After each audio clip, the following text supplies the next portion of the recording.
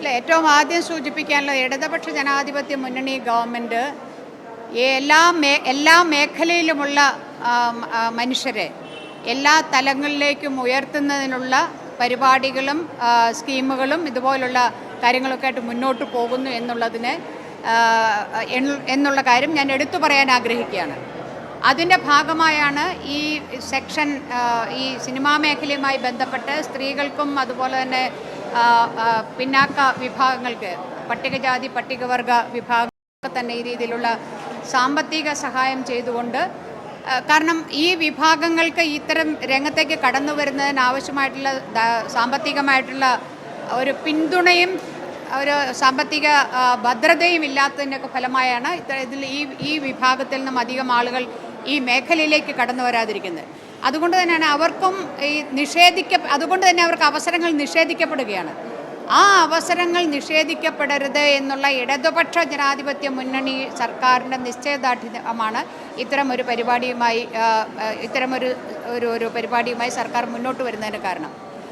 ആ വിഷയത്തെ ശ്രീ അടൂർ ഗോപാലകൃഷ്ണൻ ആ വിഷയത്തിൽ വളരെ 1.5 കോടി രൂപ എന്നൊക്കെ പറഞ്ഞൊരു തുകയൊക്കെ പറഞ്ഞു. അത് വേസ്റ്റ് ആകരുത് എന്നൊക്കെയാണ് പറയുന്നത്. ഈ രാജ്യത്ത് സർക്കാരുകൾ ചെലവഴിക്കുന്ന ഓരോ പൈസയും ആ രീതിയിൽ ഇത് എല്ലായ്പ്പോഴും ഈ സ്ത്രീകൾ അതുപോലെ തന്നെ ഈ പാർശ്വവൽക്കരിക്കപ്പെട്ടവർ, ദളിത് ആദിവാസി വിഭാഗം, ഈ വിഭാഗങ്ങളെക്കുറിച്ച് സംസാരിക്കുമ്പോൾ ഉടനെ അവിടെ മെരിറ്റ് കൊണ്ടുവരുന്നു, ഉടനെ അവിടെ അവരുടെ കഴിവിനെക്കുറിച്ച് ചോദ്യമുണ്ടാകുന്നു.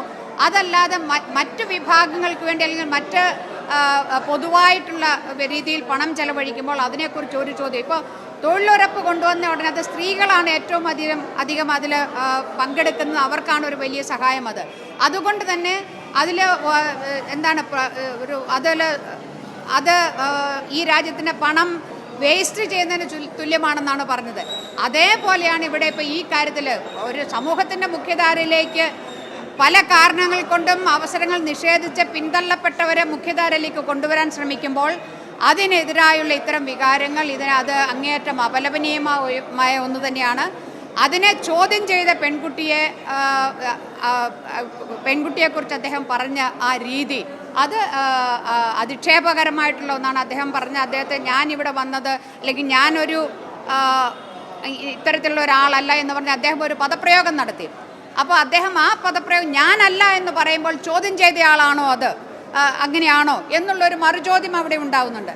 അപ്പോൾ ഇത് ഈ സർക്കാരിൻ്റെ ഒരു പദ്ധതിയുടെ ഭാഗമായി കൊണ്ടുവരുന്ന എല്ലാവരെയും മുഖ്യധാര എല്ലാവർക്കും അവസരങ്ങൾ, എല്ലാ മേഖലയിലും അവസരങ്ങൾ കൊടുക്കുക എന്നുള്ളത് അതുതന്നെയാണ് സർക്കാരിൻ്റെ ലക്ഷ്യം. ഈ രീതിയിൽ അതിനെ ഇതിലൂടെ ഈ ചാതുർവർണ്ണ വ്യവസ്ഥയുടെ ഏത് രീതിയിലാണോ അത് താഴെത്തട്ടിലുള്ളവരെ അത് നോക്കിക്കാണുന്നത്, അല്ലെങ്കിൽ ഈ വ്യവസ്ഥയ്ക്ക് പുറത്തുള്ളവരെ നോക്കിക്കാണുന്നത്, അത് നമ്മുടെ കേരള സമൂഹത്തിൽ ഇന്നും ആ മനസ്ഥിതിയും വെച്ചുകൊണ്ട് ഇത്തരത്തിലുള്ള ആളുകൾ, സമൂഹത്തിൻ്റെ വലിയ ആദരവ് പിടിച്ചു പറ്റിയിട്ടുള്ള ആളുകൾ ഇന്നും അത് അവരുടെയൊക്കെ മനസ്സിൻ്റെ കോണിൽ എവിടെയോ ഉണ്ട് എന്നുള്ളത് ഈ രീതിയിൽ പുറത്തു വരുന്നു എന്നുള്ളത് അങ്ങേയറ്റം ദൗർഭാഗ്യകരമായിട്ടുള്ള ഒന്നാണ്.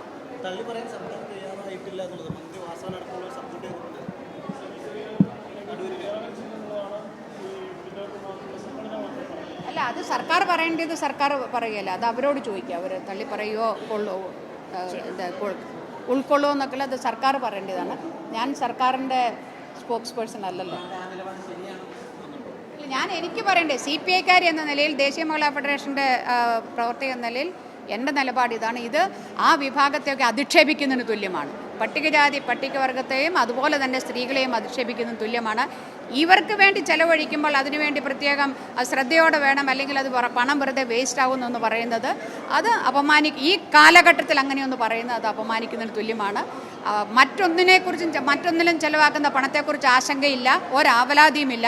പക്ഷേ പട്ടികജാതി പട്ടികവർഗം സ്ത്രീകൾ ഇവർക്ക് വേണ്ടി 10 പൈസ ചെലവാക്കിയാൽ ഉടനെ അതിൻ്റെ ഓഡിറ്റിംഗ് നടത്തുക എന്നുള്ളത് അത് എത്രമാത്രം ഫലപ്രദമാകുന്നു ഇല്ല എന്നുള്ള കാര്യത്തെക്കുറിച്ച് ചർച്ച ചെയ്യുന്നത് അത് തന്നെ ഒരു സ്ത്രീ വിരുദ്ധതയാണ്, പട്ടികജാതി പട്ടിക വിരുദ്ധത തന്നെയാണ്.